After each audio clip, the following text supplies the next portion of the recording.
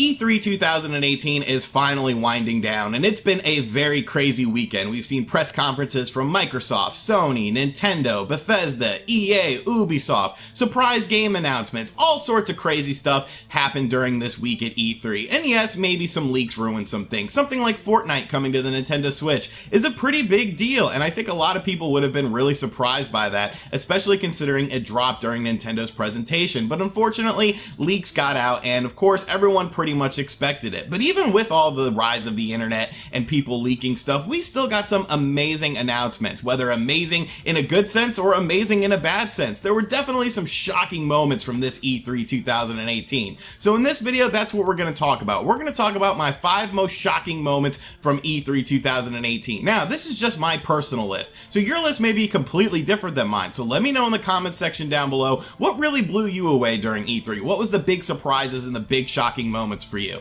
But in the meantime, sit back, relax, make sure you subscribe to the channel if you haven't yet, and let's go over my 5 most shocking E3 2018 moments. Hey, RGT 85. Hey, Sean. Oh my God, it's Stevie Richards!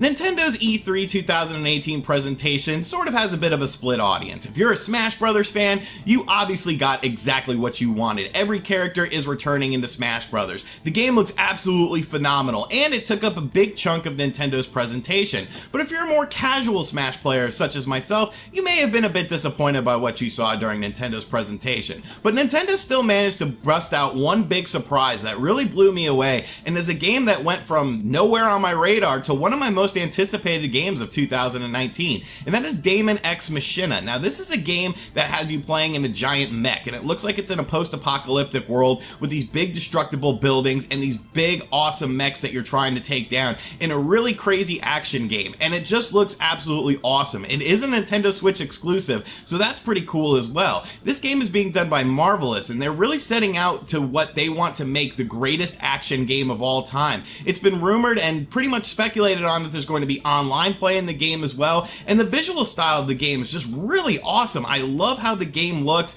I love how big these mechs are, I love how destructible the environments are, and it just looks like it's going to be an absolutely awesome time. Nintendo's Direct may have had some weird moments in it, but this was definitely the highlight for me from Nintendo's Direct. I thought it looked absolutely amazing, and I cannot wait to play Daemon X Machina in 2019 on the Nintendo Switch. So that was definitely a huge and shocking moment for me from this E3 2018. Not all shocking moments are going to be good shocking moments, and these next 2 moments were actually bad shocking moments. I know, pretty crazy stuff, but we have to talk about them because I was absolutely shocked by what they did. The first of these 2 being Konami. Now, we have heard many rumors that Konami was bringing stuff to the Nintendo Switch. They said that they were bringing 2 games to the presentation, and of course, everyone got all gaga over it, myself included, because it just made sense. Something like Metal Gear Solid: The Twin Snakes is a game that's been stuck on the GameCube. Would be great for the Nintendo Switch with a remake, and of course, Castlevania. When you see the success of games like Bloodstained coming out that are doing really well and people are really enjoying those games,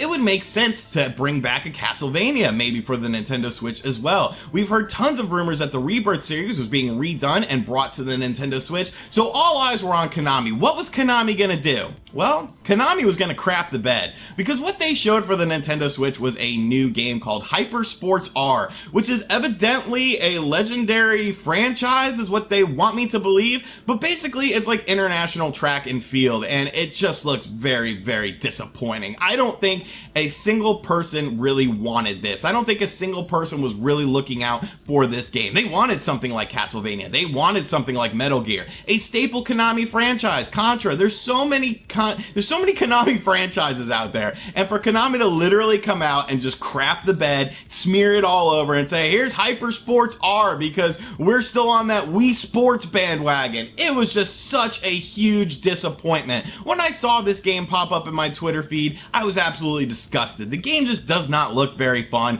It's supposedly going to have some good single player and online and stuff. You can use 4 Joy-Cons on a single thing, but still, nobody really wanted this game, and absolutely absolutely shocking announcement from Konami, but not in a good way. The next big shocking moment is another negative shocking moment that really absolutely just blew me away, and this is pretty much tied into a presentation. Now, EA's presentation was arguably the worst of the entire show. They really didn't show much of their games. They hardly showed any Battlefield, Madden, FIFA, games you expect to see, but the game that got the most airtime was a mobile game, a Command and Conquer mobile game, and this game just looks absolutely silly. They had like this live thing going on where they had people on stage playing this game live during their presentation, and they had like esports announcers on there trying to hype it up and get the crowd involved, and it was just like, nobody cares about this, EA. Nobody cares about a mobile game during E3 2018. They want to see new console games. They want to see your updated franchises. Battlefield 5 is a huge game. Let's get that straight.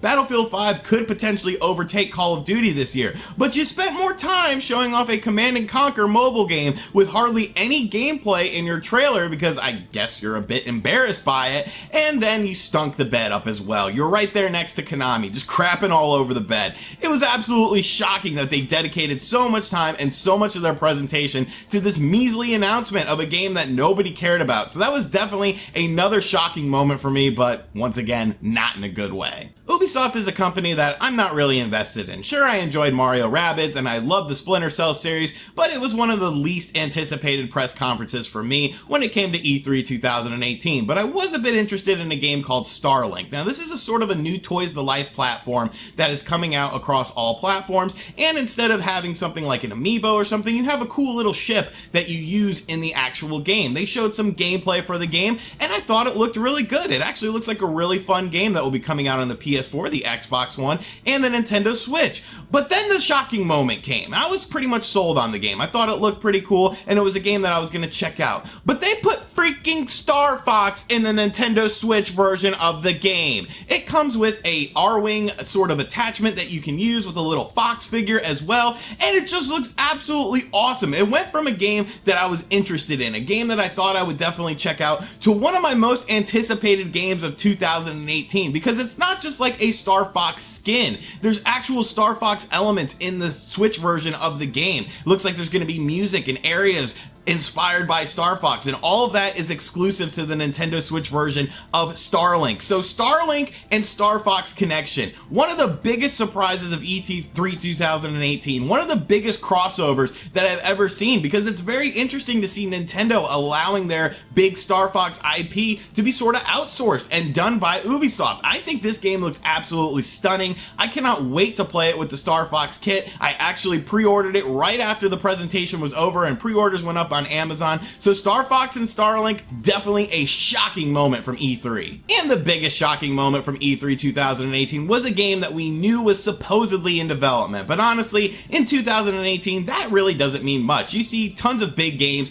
get canceled nowadays. Games like Scalebound. What happened to Scalebound? Oh, it got canceled. Games like Crackdown 3, obviously in heavy development trouble, pushed to 2019. So announcing a game doesn't really mean much to me anymore. You have to show me the game. You have to show me gameplay, and you have to give me a concrete release date. Well, this next game absolutely blew me away. It was my biggest shock of E3 2018, not just because we got confirmation of it, not just because we saw it for the first time, but because of how damn good this game looks, and that is the Resident Evil 2 remake. Now, oh my god, I am obviously a big fan of the old school Resident Evil games. They are some of my favorite games of all time, and I was definitely looking forward to this. We heard rumors about Resident Evil 2 remake being at E3, but during Sony's press conference, they lifted the veil on the game, and it just looks absolutely stunning. The cinematics look absolutely gorgeous. Some gameplay has emerged. I'm showing some gameplay right now that's courtesy of GameStop or GameSpot, and it just looks absolutely stunning. I love the graphical style of the game. I love that they didn't go in the first-person perspective. A lot of people thought that after the success of Resident Evil 7 that they may do that with this remake, but they definitely did not do that. It definitely looks more like the classic Resident Evil 2 with some Resident Evil 4 mixed in.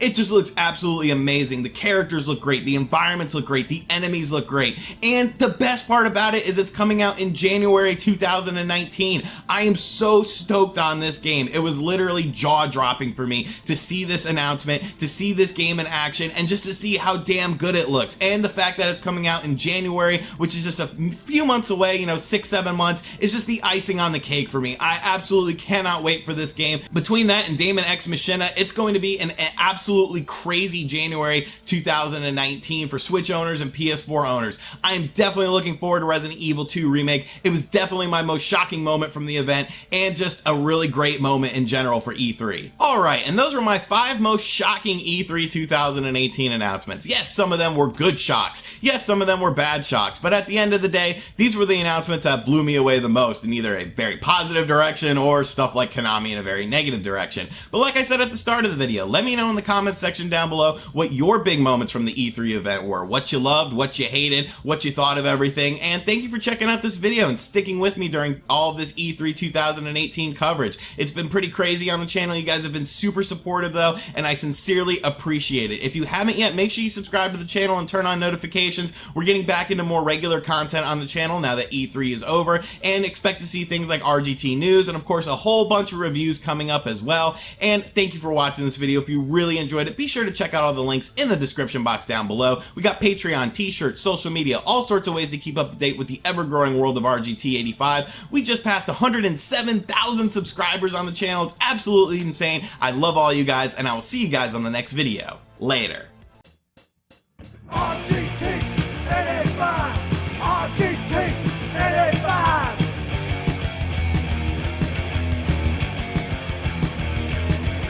RGT 85.